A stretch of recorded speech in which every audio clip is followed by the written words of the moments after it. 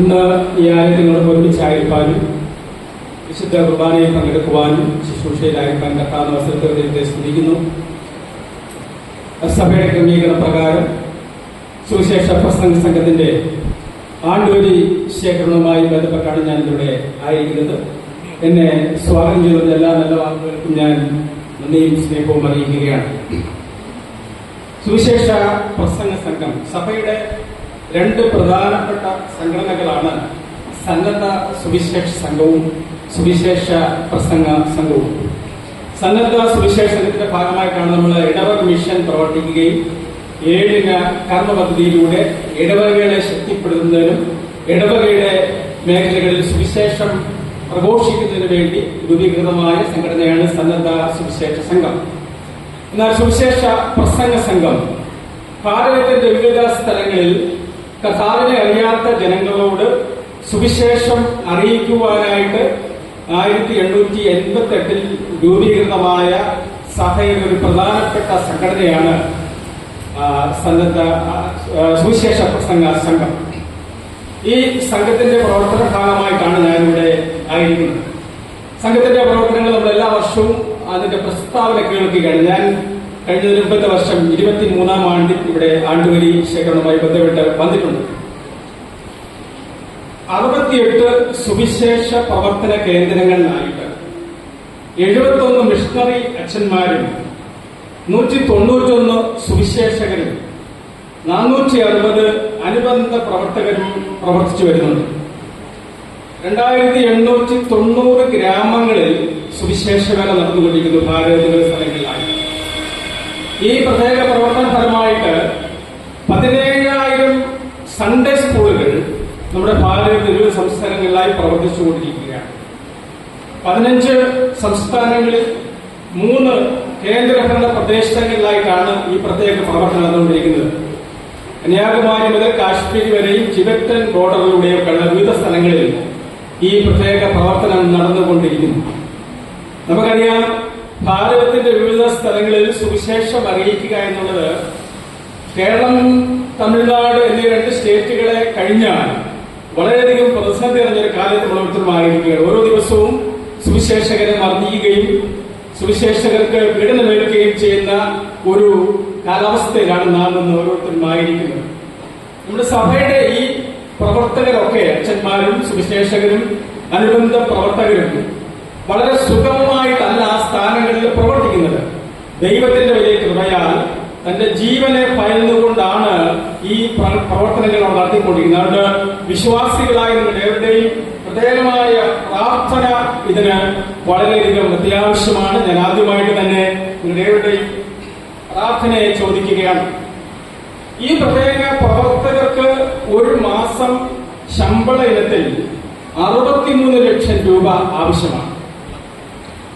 പലപ്പോഴും കോവിഡിന് ശേഷം ഓരോ മാസവും കടമെടുത്താണ് സംഘം ഈ കാര്യം നിർവഹിച്ചുകൊണ്ടിരുന്നത്. ഏകദേശം കോവിഡ് സമയം തുടങ്ങി ഏകദേശം 30 ലക്ഷത്തോളം രൂപ എല്ലാ മാസവും കടമെടുത്തുകൊണ്ടാണ് ഈ പ്രവർത്തകർക്ക് ഈ ശമ്പളം എത്തിച്ചുകൊണ്ടിരുന്നത്. കാരണം അവിടെ പ്രവർത്തിക്കുന്ന പ്രവർത്തകർക്ക് നമ്മുടെ ഇവിടുത്തെ പോലെ മറ്റു സഹായങ്ങൾ ലഭിക്കുക സാധ്യമല്ല.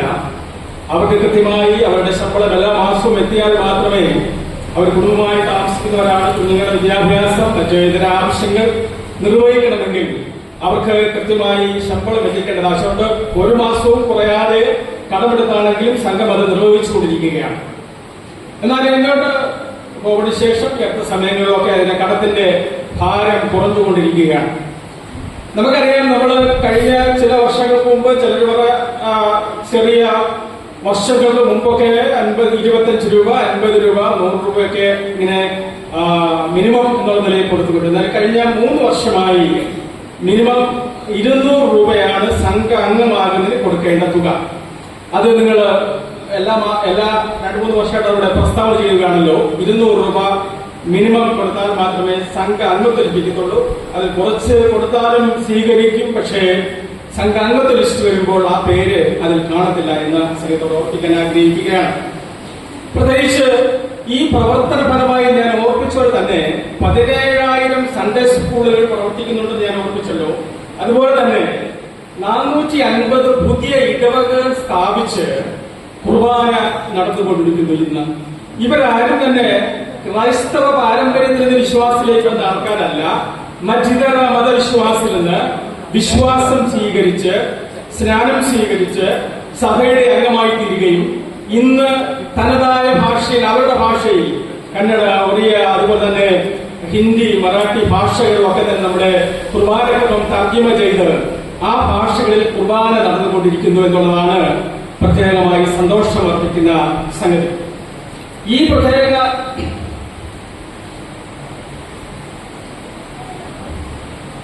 പ്രവർത്തന ഫലമായിട്ട് ഞാൻ പറഞ്ഞുവല്ലോ, 17,000 സൺഡേ സ്കൂളുകൾ പ്രവർത്തിക്കുന്നുണ്ട്, 450 പുതിയ ഇടവകകൾ സ്ഥാപിച്ച് പ്രവർത്തിക്കുന്നു. ഒരു കാലം വരെ മലയാളികളായ സുവിശേഷകരാണ് ഭാരതത്തിലെ വിവിധ സ്ഥലങ്ങളിൽ പോയി സുവിശേഷം പ്രഘോഷിച്ചു കൊണ്ടിരുന്നത്. എന്നാൽ ഇന്ന് അതിന് വ്യത്യസ്തമായി മലയാളികളായ സുവിശേഷ രംഗം വളരെ കുറഞ്ഞുകൊണ്ടിരിക്കുകയും 100-ലധികം മറ്റു ഭാഷക്കാരായ ആൾക്കാർ ദൈവവചനം പഠിച്ച് നമ്മുടെ സഭയുടെ സുവിശേഷകരായി സേവനമനുഷ്ഠിക്കുന്നു. മലയാളികളുടെ എണ്ണം വളരെ കുറഞ്ഞുകൊണ്ടിരിക്കുകയാണ്. അതുപോലെ തന്നെ 20-ലധികം പട്ടക്കാര് ഈ പ്രത്യേക വിവിധ ഭാഷാ ഭാഗങ്ങളിൽ നിന്ന് വിശ്വാസത്തിലേക്ക് കടന്നുവന്ന് സെമിനാറുകളിൽ പഠിച്ച് പട്ടത്വം സ്വീകരിച്ച് സഭയുടെ സേവന മേഖലയിലായിരിക്കുന്നു. അപ്പൊ ഇതൊക്കെ നടന്നത് എന്താണെന്ന് ചോദിച്ചു കഴിഞ്ഞാൽ, നാം ഓരോരുത്തരും നമ്മുടെ പ്രാർത്ഥനയിൽ ഓർക്കുകയും നിങ്ങൾ എല്ലാ വർഷവും ആണ്ടുവരി ശേഖരണത്തിൽ പങ്കെടുക്കുകയും ചെയ്ത അടിസ്ഥാനത്തിലാണ് നിങ്ങളും ഓയൂർ മർത്തോമ ഇടവകയും ഇതിനൊരു പങ്കാളിത്തം വഹിക്കുന്നു എന്നുള്ളത് വളരെ സന്തോഷമുള്ള സംഗതിയാണ്.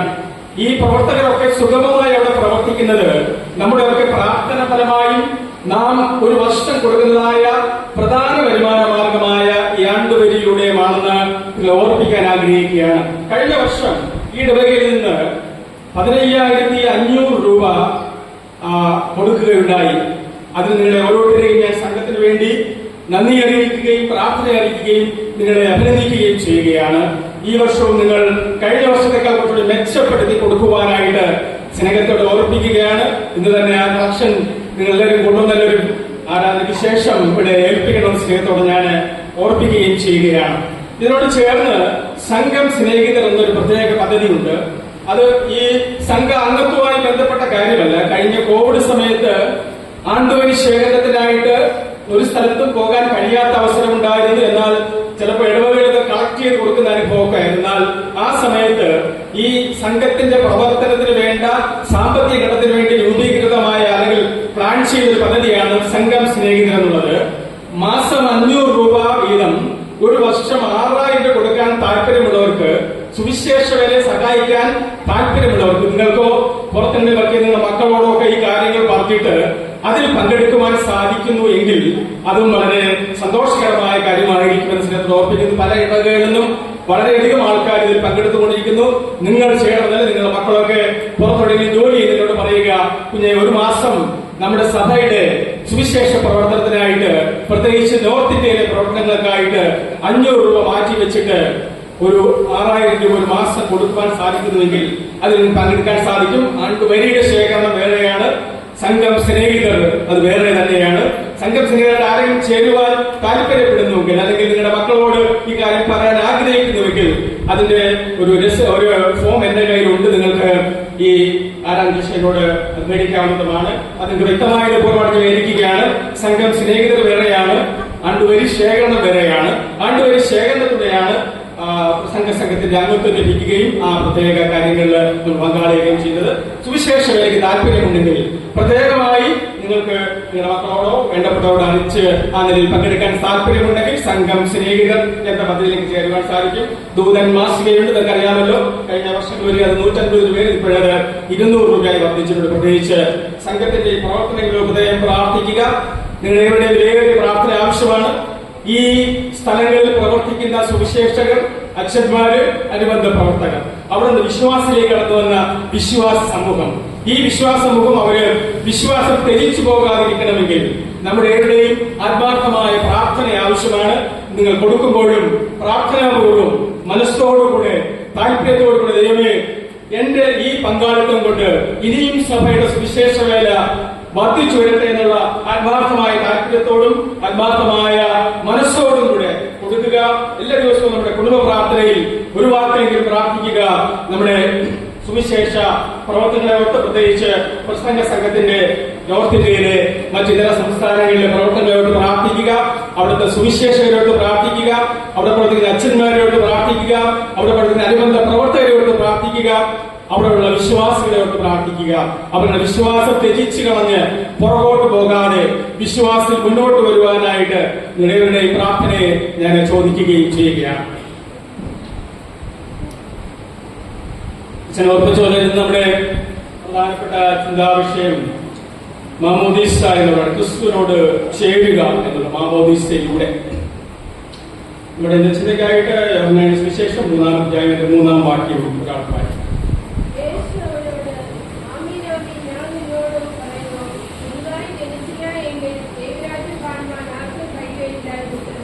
പ്രാർത്ഥിക്കാം. ഞങ്ങളുടെ വാഴ്ത്തപ്പെട്ട സ്വർഗീയ നല്ല പിതാവേ, ഈ നല്ലതും വലിയതുമായ സമയത്തിനായി സ്തോത്രം.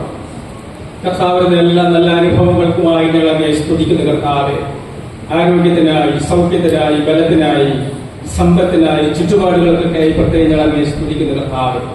സുഖമായി ദൈവത്തെ ആരാധിക്കുന്ന അവസരങ്ങൾക്കായി സ്തോത്രം, ഇടവകയ്ക്കായി സ്തോത്രം, ഈ എല്ലാ നല്ല അനുഭവങ്ങൾക്കുമായി സ്തോത്രം ചെയ്യുന്ന കർത്താവേ. ഇതിലൂടെയൊക്കെ അങ്ങേ മഹത്വപ്പെടുത്തുവാനും അങ്ങേ ആരാധിപ്പാനും ഞങ്ങളെ നീ സഹായിക്കുക. വചനം അങ്ങയുടെ വകയാകുന്നു, അടിയനും അങ്ങയുടെ വകയാകുന്നു, എന്റെ മക്കളും അങ്ങയുടെ വകയാകുന്നു. ഞങ്ങളിത് വ്യക്തമായിട്ട് മനസ്സിലാക്കുവാനും ഇത് പ്രകാരം ജീവിപ്പാനും ഞങ്ങളൊക്കെ ഇടയാക്കുകയും സഹായിക്കുകയും പ്രാർത്ഥിക്കുന്നു. പ്രാർത്ഥനയുടെ കൃപയ്ക്കായി സ്തോത്രം. പ്രാർത്ഥന യേശു ക്രിസ്തുവിന്റെ നാമത്തിൽ തന്നെ ആണ്. എന്റെ വ്യക്തിപരമായ ഒരു സന്തോഷത്തെക്കുറിച്ച് ഞാനിവിടെ ഓർപ്പിച്ചത് പ്രത്യേകം നന്ദി അറിയിക്കുന്നു. ഞങ്ങൾ കുടുംബമായിട്ട് അഞ്ചൽ സെന്റ് പോൾസ് ഇടവകയിൽ ആണ് കൂടി നടക്കുന്നത്. കുടുംബമായിട്ട് ഇവിടെ ആയിരിക്കുന്നു. ഒരു മകളുണ്ട്, ജയ റീറ്റ പ്രസാദ്.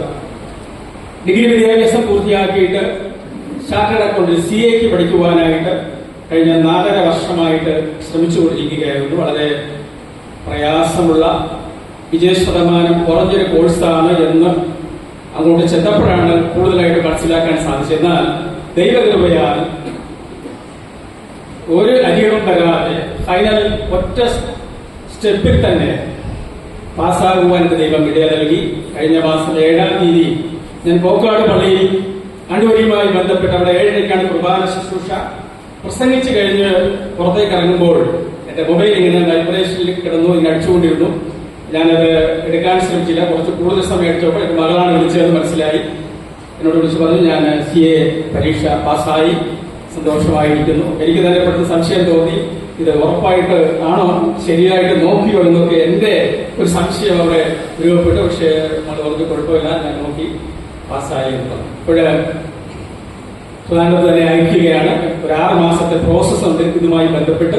അതുവരെയും വർമ്മ എന്ന അസോസിയേഷൻ എന്ന ഒരു കമ്പനിയിൽ ചേർന്ന് പ്രാക്ടീസിലായിരിക്കുകയാണ്. 6 മാസം കഴിയുമ്പോൾ മാത്രമേ ഇതിന്റെ പ്രോസസ്സ് പൂർത്തിയാകും. നിങ്ങൾ എന്നെ പ്രാർത്ഥനയിൽ ഓർക്കുകയും അച്ഛൻ പറഞ്ഞ എല്ലാ നിലവാക്കുകൾക്കും നിങ്ങൾ അഭിനന്ദനങ്ങൾക്ക് പ്രത്യേകം ഞാൻ അവർക്ക് വേണ്ടി നന്ദിയും സ്നേഹവും അറിയിക്കുന്നു.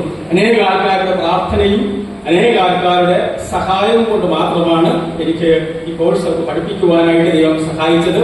ഓരോ സമയത്തും അതിൻ്റെതായ സമയാസമയങ്ങളിൽ സാമ്പത്തികമായ ആവശ്യം വളരെയേറെ ഉള്ളൊരു കോഴ്സായിരുന്നു. എന്നാൽ കൃത്യമായി അതത് സമയങ്ങളിൽ വ്യക്തിപരമായി തന്നെ കൃത്യമായ ആൾക്കാര് ദൈവം ഒരുക്കുകയും അതിന്റെ കോഴ്സ് പൂർത്തിയാക്കത്തക്കവണ്ണമുള്ള എല്ലാ സാഹചര്യവും കർത്താവ് ഒരുക്കി.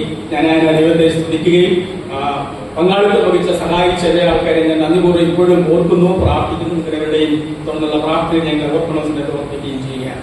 വളരെ സുപരിചിതമായ ഒരു വേദഭാഗം നമ്മൾ വായിച്ചു കേട്ടത്.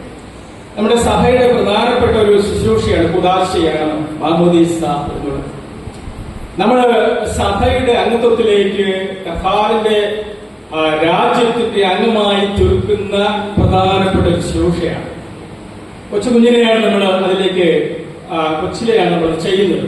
അതിനെക്കുറിച്ച് പലരും പല എതിരഭിപ്രായം പറഞ്ഞു വന്നായിരിക്കാം. പക്ഷെ അതൊന്നും അതിൽ കാര്യമുള്ള കാര്യമല്ല. പക്ഷെ ഒരു കാര്യം നമ്മൾ ഓർക്കേണ്ട സംഗതി, ഈ കുഞ്ഞിനെ നമ്മൾ ദൈവസന്നിധിയിൽ സമർപ്പിച്ച് ജ്ഞാനമാതാപിതാക്കളും മാതാപിതാക്കളും സഭയും എടുക്കുന്ന ഒരു തീരുമാനം, ആ തീരുമാനം ഈ കുഞ്ഞിനെ അതിൽ വളർത്തിയെടുത്ത് അത് സ്വയമായി അത് ഏറ്റുപറയുന്ന പ്രായം വരെയും അതിനെ കരുതുകയും പ്രാർത്ഥിക്കുകയും അതിനോട് ഉപദേശിക്കുകയും അതിന് നേരെ വഴിക്ക് നയിക്കുകയും ചെയ്യേണ്ട ഉത്തരവാദിത്വമാണ് ജ്ഞാനമാതാപിതാക്കളും അതുപോലെ മാതാപിതാക്കളും സഭയിൽ എതിർക്കുന്നത് മനസ്സിലാക്കിയിട്ട് ആ ഭാഗത്ത് എവിടെയെങ്കിലും വീഴ്ച വന്നുവെങ്കിൽ നമ്മുടെ കുറവാണെന്ന് മനസ്സിലാക്കിയിട്ട് ഇനിയെങ്കിലും ഗൗരവമായി നമ്മൾ അതിനെ മനസ്സിലാക്കുകയും അങ്ങനെ നമ്മൾ പ്രവർത്തിക്കുകയും ചെയ്യണം. നമ്മളുടെ കുഞ്ചിനെ നമ്മൾ അതിലേക്ക് വേണ്ടി നമ്മൾ പ്രത്യേകമായിട്ട് കൃത്യമായി ഉപദേശം കൊടുത്ത് കൃത്യമായി വഴി നടത്തേണ്ട ഉത്തരവാദിത്വം നമ്മുടെ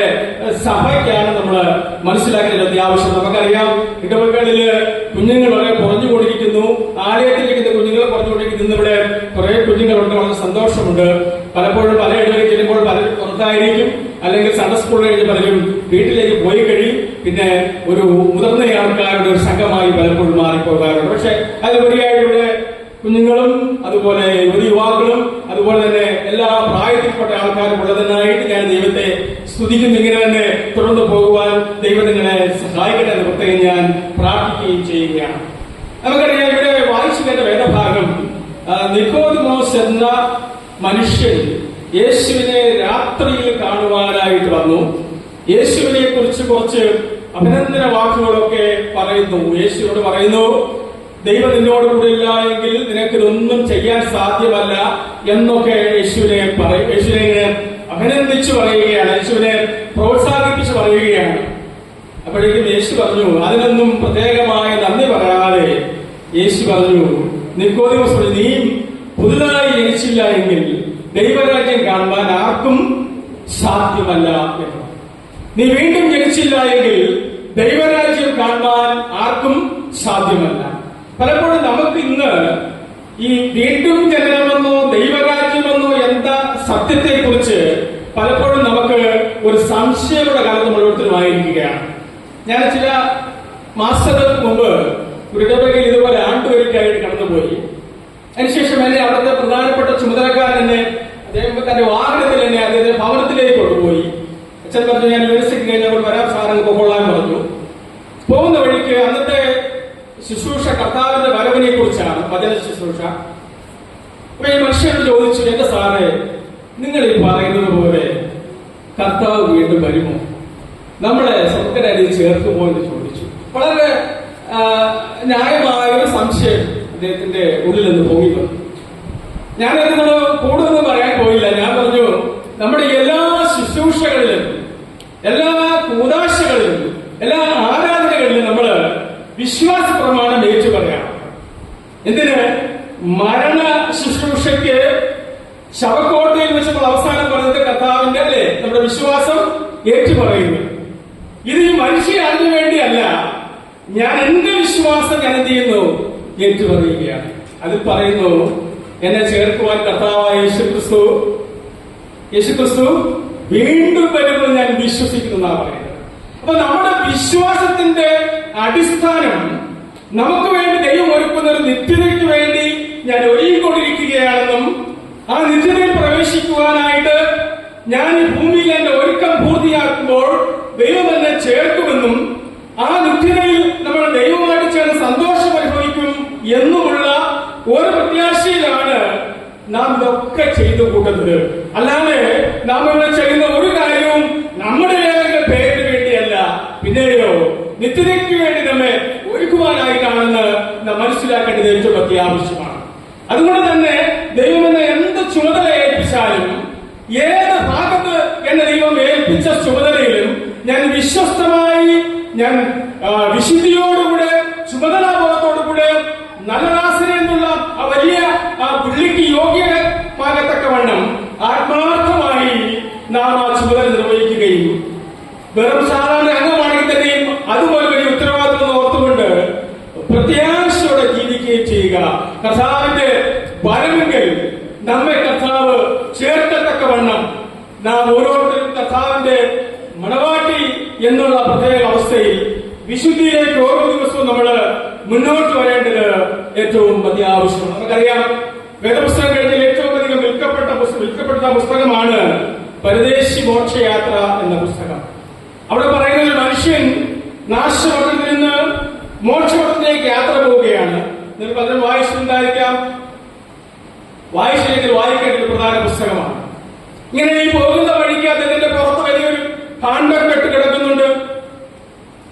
അദ്ദേഹം യാത്ര സഞ്ചരിച്ചു പോകുമ്പോൾ മുന്നോട്ട് പോകുന്ന യാത്രയിൽ ഈ ഭാണ്ഡക്കെട്ടുകൾ ഓരോന്നോരോന്നായിട്ട് അടിഞ്ഞു വീഴുകയും ക്രൂശിനെ നോക്കി ക്രൂശിന്റെ അടുത്ത് വരെ എത്തുകയും ചെയ്യുന്ന ഒരു പ്രത്യാശയുടെ പുസ്തകമാണ്.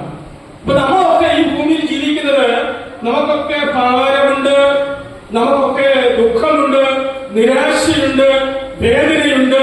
എപ്പോഴും നമുക്ക് പലവിധമായ പരിവേദന പറയുന്ന ആൾക്കാരാണ്, കലമ്പൽ പറയുന്ന ആൾക്കാരാണ്, ഇല്ലായ്മയെ കുറിച്ച് പറയുന്ന ആൾക്കാരാണ്, എപ്പോഴും നമുക്ക് നിരാശയും വേദനയും പറയുന്ന ആൾക്കാരാണ്. പക്ഷെ ഇതൊക്കെ ഉണ്ടെങ്കിലും ആരോഗ്യത്തോടെ സന്തോഷത്തോടുകൂടെ ജീവിക്കുവാനും ഇവിടെ ദൈവത്തെ ആരാധിക്കാൻ അവസരം ഉണ്ടായല്ലോ. ഞാൻ ആ സമയത്ത് തെക്കൻ തിരുവിതാംകൂറിന്റെ ഭാഗത്ത് ഒരു പള്ളിയിൽ ചെന്നപ്പോൾ അവിടെ ഇരിക്കാൻ ബെഞ്ചില്ല, കസേരയില്ല, പാലിരിക്കുകയാണ് നമ്മുടെ ജനങ്ങൾ. പാലെന്നെ എല്ലാം കീറി പറഞ്ഞ പായാണ്.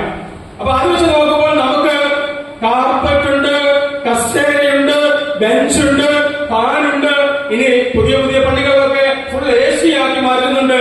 ഇത്ര സുഖകരമായി നമുക്ക് ദൈവത്തെ ആരാധിക്കാൻ അവസരമുണ്ടായാലും പലപ്പോഴും നമ്മൾ എന്താ ദൈവത്തെ ആരാധിക്കാൻ ഒരു പ്രയോറിറ്റി കൊടുക്കാറില്ല, മുൻഗണന കൊടുക്കാറില്ല. ഒന്ന് ആലോചിക്കും എന്തോ വേണം എന്ന്. ഞായറാഴ്ച ആലോചിക്കും എന്തോ വേണം, എങ്ങോട്ട് പോകണം എന്ന്. ഞാനൊരു ദിവസം ചോദിച്ചു, ഇന്ന് പള്ളിയിൽ പോയോ, എന്താ വിശേഷം എന്ന് ചോദിച്ചു.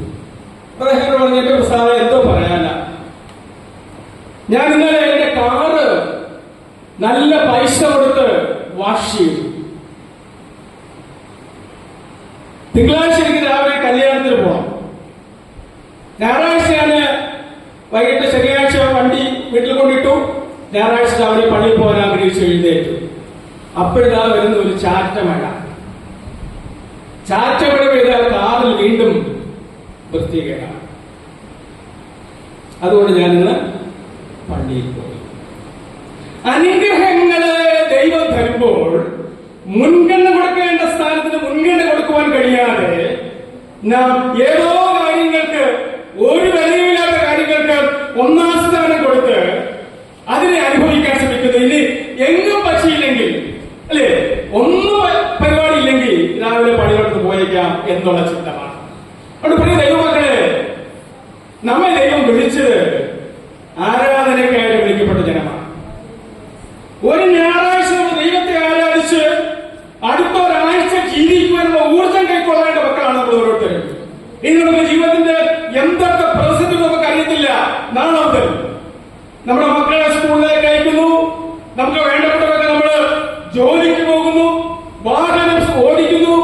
ഇതൊക്കെ സംഭവിക്കുമ്പോഴും ദൈവം നമ്മളെ പരിപാലിക്കുന്നത് ദൈവത്തിന്റെ വലിയ കരുണയാണെന്ന് ഓർത്തുകൊണ്ട് ദൈവം തരുന്ന ദാനങ്ങളെയും നന്മകളെയും അതിന്റെ അർത്ഥത്തിൽ ഉപയോഗിക്കുവാനായിട്ട് നാം ഒരുങ്ങേണ്ടത് ഏറ്റവും അത്യാവശ്യമാണ്.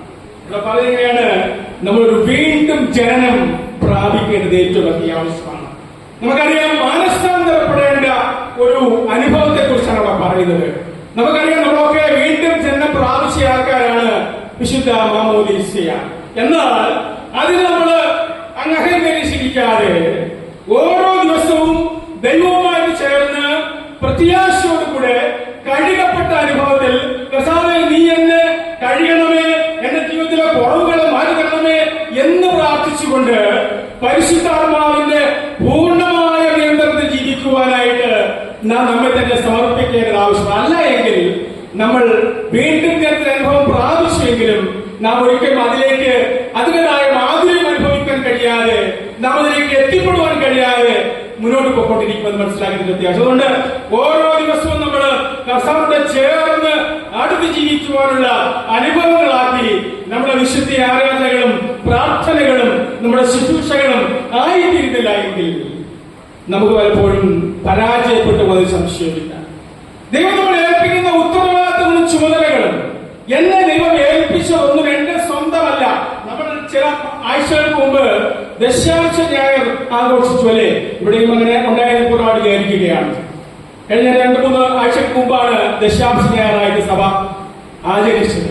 അവിടെ പറയുന്നത്, ഞാൻ എന്റെ സ്വന്തമല്ല, ഞാൻ ദൈവത്തിന്റെ ദാനമാണ്. അങ്ങനെയാണെങ്കിൽ എന്റെ ഒന്നും എന്റെ സ്വന്തമല്ല, എന്റെ സൗന്ദര്യം, എന്റെ ആരോഗ്യം, എന്റെ കുടുംബം, എന്റെ മക്കൾ, എന്റെ ചുറ്റുപാടുകൾ, എന്റെ വസ്തുവകകൾ ഒന്നും എന്റെ സ്വന്തമല്ല. പിന്നെയോ ദൈവം എന്നെ ഇതെല്ലാം ഏൽപ്പിച്ചിരിക്കുകയാണ്.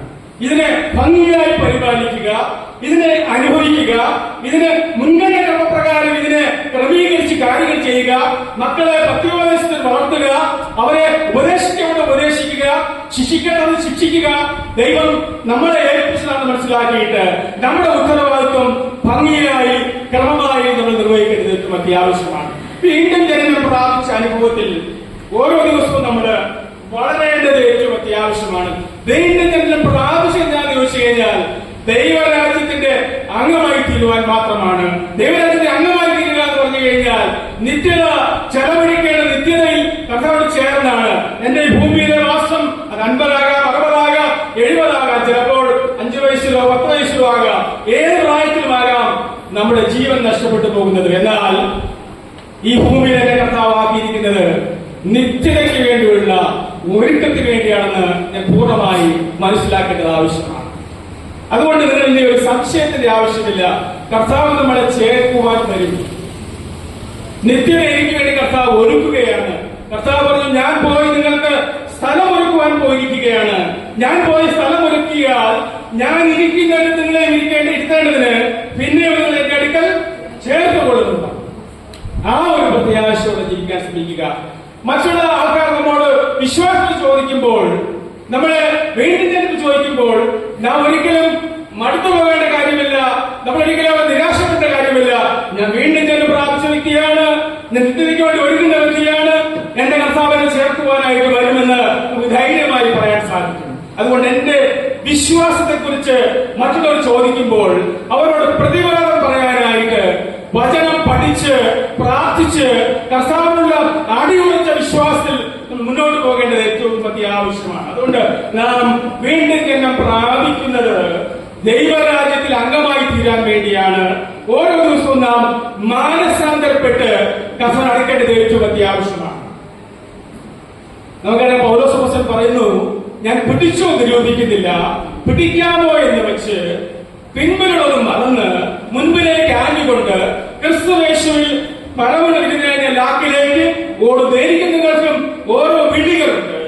ആ വിളിയെ മനസ്സിലാക്കിയിട്ട്, ആ തെളിവ് മനസ്സിലാക്കിയിട്ട് എന്റെ ഉത്തരവാദിത്വം ഞാൻ ഭംഗിയായി നിർവഹിച്ചു എന്ന് എനിക്ക് ധൈര്യമായി പറയാൻ സാധിക്കണം. അത് ചന്ദ്രസ്വ അധ്യാപകനാകാം, സഭയിലെ ചുമതലക്കാരനാകാം, സഭയിലെ ശുശ്രൂഷകനാകാം, സഭയിലെ ഒരു അംഗമാകാം, കൊയറാകാം, ഏത് ചുമതലയായിക്കോട്ടെ, ഏത് ഉത്തരവാദിത്തമായിക്കോട്ടെ, പ്രത്യേകിച്ച് ചുമതലയില്ലെങ്കിൽ ഞങ്ങളുടെ ഒരു അംഗം എന്നുള്ളത് തന്നെയാണ് ഏറ്റവും വലിയ ബഹുമാനം എന്ന് മനസ്സിലാക്കിയിട്ട് അത് നമ്മള് ഭംഗിയോടുകൂടെ ദൈവരാജ്യത്തിന്റെ വ്യാപ്തിക്കായിട്ട് നാം വ്യാപാരം ചെയ്യേണ്ടത്, ഉപയോഗിക്കേണ്ടത് ഏറ്റവും അത്യാവശ്യമാണ്. അതുകൊണ്ട് ഓരോ ദിവസവും മനസ്സാന്തരപ്പെട്ട് യേശുവിന്റെ ക്രൂശിനോട് അടുക്കുന്ന അനുഭവം ജീവിക്കുന്ന ആവശ്യം. ഓരോ പറയുന്നു, ഞാൻ പിൻപിലുള്ളത് മറന്നുകൊണ്ട് മുൻപിലേക്ക് ആഞ്ഞുകൊണ്ട് ക്രിസ്തുയേശു എന്നെ വിളിച്ച വിളിക്ക് യോഗ്യമായി ക്രൂശിലേക്ക് ഞാൻ അടുക്കുവാൻ ആഗ്രഹിക്കുന്നു എന്നാണ് പൗലോസ് പറയുന്നത്.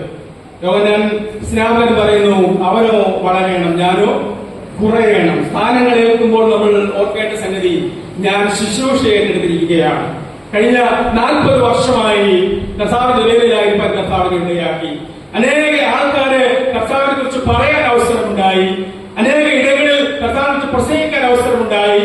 അനേക സ്കൂളുകളിലും കോളേജിലും പോയി വിദ്യാർത്ഥികളോട് സംസാരിക്കാൻ അവസരമുണ്ടായി.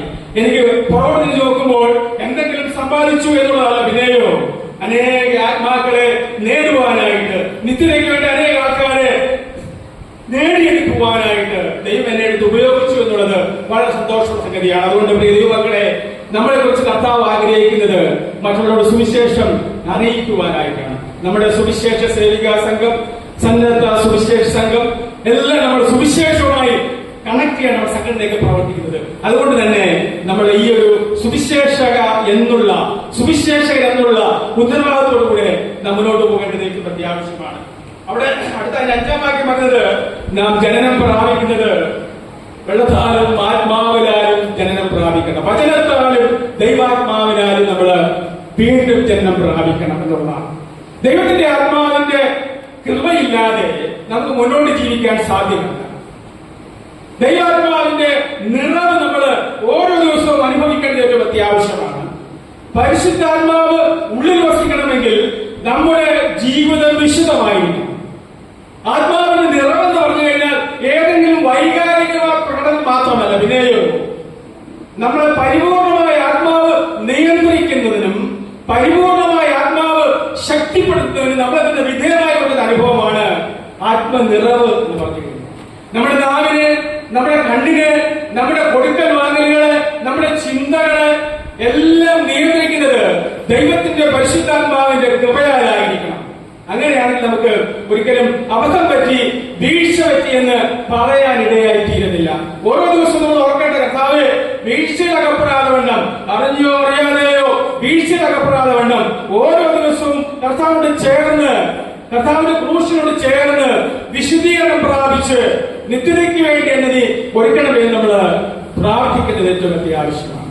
ദൈവജനമേ, നമ്മെ കർത്താവ് വിളിച്ചത് നിത്യതയ്ക്ക് വേണ്ടി മാത്രമാണ്.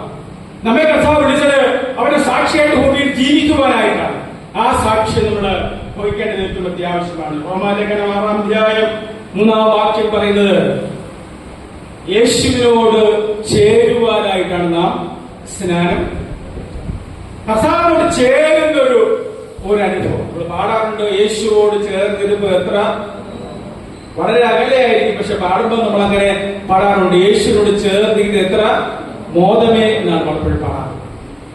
പക്ഷേ യേശുവിനോട് ചേർന്നിരിക്കുന്ന അനുഭവം നമുക്കറിയാം. ഒരു കാലം വരെ നമ്മുടെ വീടുകളുടെ മുന്നേ കൂടെ നടന്ന് സഞ്ചരിച്ചു പോയാൽ ഒരു 4 മണി കഴിയുമ്പോൾ വീടുകളിൽ നിന്ന് പാട്ട് കേൾക്കാം. അതിരാവിലെ തിരുസന്നിധി, സൗന്ദര്യത്തിന് പൂർണ്ണതയായ സിയോനിൽ, വൈകുന്നേരവും അങ്ങനെയുള്ള പാട്ടുകൾ കേൾക്കാറുണ്ട്. പക്ഷെ ഇന്ന് ഈ രാവിലെ 4 മണി ആരും കാണാറില്ല. കാരണം ഉറങ്ങുന്നതാണ് 12-1 മണിക്കായിരിക്കും. പിന്നെ 4 മണി, 5 മണി, 6 മണി, 7 മണി, പക്ഷേ 8 മണി വരെ പലപ്പോഴും പോകാൻ ശ്രമിക്കാം. പക്ഷെ ഒരു കാര്യം വളരെ വ്യക്തമാണ്, നമ്മുടെ പിതാക്കന്മാർ ഇത്രയും കഷ്ടപ്പെട്ട് വിവിധമായ കാര്യങ്ങൾ ചെയ്തതിന്റെ അടിസ്ഥാനത്തിലാണ് നമ്മളിവിടെ ഇങ്ങനെ സുഖകരമായിരിക്കുന്നത്. പലരും ഈ ഊറ്റം കൊള്ളാറുണ്ട്. എന്റെ അപ്പനും അമ്മയൊക്കെ വളരെ കഷ്ടപ്പെട്ട് ചൂട്ടും കെട്ടി, അല്ലെ, കിലോമീറ്റർ നടന്ന് സമയത്ത് ഒരു പള്ളിയിൽ കൊട്ടാരക്കര കൺവെൻഷനൊക്കെ ഞങ്ങളുടെ പിതാക്കന്മാർ ചൂട്ടും കെട്ടി രാത്രി പോകുമായിരുന്നു. ഏകദേശം 1 മണിക്കൂർ യാത്ര ചെയ്താൽ പോയി, നടന്നാ പോയിരുന്നു. പക്ഷെ ഇന്ന് ചൂട്ട് വേണ്ട, ടോർച്ച് വേണ്ട, നല്ല റോഡുണ്ട്, വാഹനമുണ്ട്. ഇന്ന് എങ്ങനെയാ പോകുന്നതെന്ന് പലപ്പോഴും ചോദിക്കുന്നില്ല. എങ്ങനെയാ പോകുന്നത്? വീടൊക്കെ സംരക്ഷിക്കാൻ ആരുമില്ല, ഇതൊന്നും പരിപാലിക്കാൻ ആരുമില്ല. ഒരു വയ്യ, ഒരു മേലായിക, അല്ലെ, ഒരു മേലായിക എന്നൊക്കെ ആൾക്കാർ പറയാൻ ശ്രമിക്കാം. പക്ഷെ നമ്മൾ പഴയത് പറയും എപ്പോഴും, എന്റെ പിതാക്കന്മാർ കഷ്ടപ്പെട്ട്. നമ്മുടെ പിതാക്കന്മാർ കഷ്ടപ്പെട്ട് പിടിയിനി കൊടുത്തും ദശാംശം കൊടുത്തും വളരെ കഷ്ടപ്പെട്ട് ഈ കാര്യങ്ങൾ ചെയ്തതിന്റെ അടിസ്ഥാനത്തിലാണ് നമ്മളിന്ന് അനുഗ്രഹിക്കപ്പെടുന്നത്. ഓർത്തുകൊണ്ട് പ്രത്യാശയോടുകൂടെ നമ്മൾ ജീവിക്കുന്നത്. നാം കർത്താവിനോടുകൂടെ ചേരുന്ന ഒരു ശുശ്രൂഷയാണ് മാമോദീസ എന്ന സ്നാനം. ഞാൻ യേശുവിനോട് ചേരുന്ന ഒരു അനുഭവമാണ്. വീണ്ടും ജനനം പ്രാപിക്കുന്ന അനുഭവമാണ്. വചനത്താലും ആത്മാവിനാലും ജനിക്കേണ്ടത് ആവശ്യമാണ്. കർത്താവിനോട് ചേരുന്ന ഒരു അനുഭവമാണ്. അതുകൊണ്ട് പ്രിയ ദൈവമക്കളെ, എന്റെ ജീവിതത്തിൽ ഞാൻ യേശുവിനോട് ചേർന്നാണോ ഇരിക്കുന്നത്, അത് അകലെയാണ് ഇരിക്കുന്നത്. ചില ആൾക്കാർ പറയാം, ഞാനിപ്പം പള്ളി നികച്ച് അകന്ന് കഴിയുകയാണ്, അത്ര ഒരു അടുത്ത ശരിയാകില്ലെന്നാ പറയുന്നത്. പള്ളി അകലെ കഴിയാണെന്നാ പറയുന്നത്. അകലെ കഴിയുന്നുവെങ്കിൽ ആർക്ക് പോയി? കർത്താവിന് പോയി. ഒരിക്കലും കർത്താവിന് പോയില്ല, നിങ്ങൾക്ക് പോയി അത്രയേ ഉള്ളൂ. അപ്പൊ അതുകൊണ്ട് ദൈവത്തെ ഒരിക്കലും നമ്മൾ കളിപ്പിക്കാനോ ദൈവത്തെ പേടിപ്പിക്കാനോ നമ്മൾ തുടങ്ങേണ്ട ആവശ്യമില്ല. നമ്മൾ സ്വർഗത്തിൽ പോയില്ലെങ്കിൽ അവിടെ പോകുവാൻ അനേക ആൾക്കാര് ഒരുങ്ങിക്കൊണ്ടിരിക്കുകയാണ്. ചുങ്കക്കാരും വേശ്യകളും ദൈവരാജ്യം കൈവശമാക്കും. ബലാത്കാരികൾ ദൈവരാജ്യം ബലാത്കാരം ചെയ്യുന്ന ദിവസത്തിൽ പറയുന്നത് എന്ന് പറഞ്ഞു കഴിഞ്ഞാൽ അർഹതയില്ലാത്ത ആൾക്കാര് യേശുവിനെ കണ്ടെത്താൻ അവസരമുണ്ട്. ഞാൻ കഴിഞ്ഞ ദിവസം കൊട്ടാരക്കര വരെ ആയൂരിൽ യാത്ര പോവുകയാണ്. അപ്പൊ എന്റെ അടുത്തൊരു വളരെ സുന്ദരമായ മനുഷ്യൻ വന്നിരുന്നു. ഞാൻ വെറുതെ ഒരു പേര് ചോദിച്ചു. അദ്ദേഹം പറഞ്ഞു ബാലചന്ദ്രൻ എന്നാണ്. ഞാനാണ് എന്നെ പരിചയപ്പെട്ടാൻ ആഗ്രഹിച്ചു. അല്പം സുവിശേഷം പറയാൻ തുടങ്ങി. അപ്പൊ അദ്ദേഹം ചിരിച്ചോടെ, സാറേ, ഞാനൊരു ക്രിസ്ത്യാനിയാണ്. ഞാൻ ഇന്ന ദിവസം യേശുവിന്റെ കൃപയാൽ രക്ഷാനുകർത്താവായിട്ട് സ്വീകരിച്ചു. എന്റെ പേര് ഇങ്ങനെയാണെങ്കിലും ഞാനിതൊരു വിശ്വാസിയാണെന്ന് പറയാൻ അവസരമുണ്ട്. വളരെ കഴിഞ്ഞപ്പോൾ എനിക്ക് സന്തോഷമുണ്ടായിരുന്നു ഇതിന്റെ വാക്ക് കേട്ടപ്പോൾ. എന്ന് പറഞ്ഞു കഴിഞ്ഞാൽ നമ്മൾക്ക് മുമ്പേ, നമ്മൾ പാരമ്പര്യം പറഞ്ഞിരിക്കുമ്പോൾ നമുക്ക് മുമ്പേ ഈ പറഞ്ഞ ആൾക്കാരൊക്കെ ദൈവരാജ്യത്തിൽ പ്രവേശിക്കുകയും നാം തള്ളപ്പെടുകയും ചെയ്യും. 10 കന്യകമാരുടെ അനുഭവം നമുക്കറിയാമല്ലോ. പ്രിയ ദൈവമക്കളെ, ആ നിത്യതയ്ക്ക് വേണ്ടി ഒരുങ്ങാം, വിശ്വാസിയായിട്ട് ജീവിക്കാം, സുവിശേഷം പറയാം, മുൻഗണന കൊടുത്ത് ദൈവത്തെ ആരാധിക്കാം, കർത്താവിനെ അനുഭവിക്കാൻ ഞങ്ങൾക്ക് അവസാനിപ്പിക്കുക.